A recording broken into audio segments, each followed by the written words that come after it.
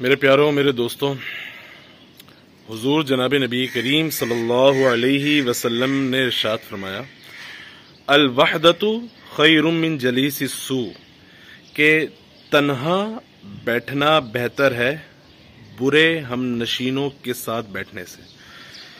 اس حدیث کا مطلب کیا ہوا؟ اس حدیث کا مطلب یہ ہوا کہ آپ برے لوگوں کی صحبت اختیار کریں، اس سے لاکھ درجہ بہتر ہے کہ آپ تنہا بیٹھ لیں، آپ تنہائی میں اپنا وقت گزار لیں۔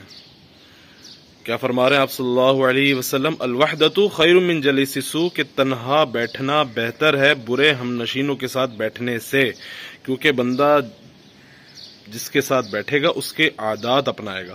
برے ہم نشینوں کے ساتھ بیٹھے گا، ان کی تمام بری عادتیں وہ اپنا لے گا، اس لیے اس سے لاکھ درجے بہتر ہے کہ تنہا بیٹھے۔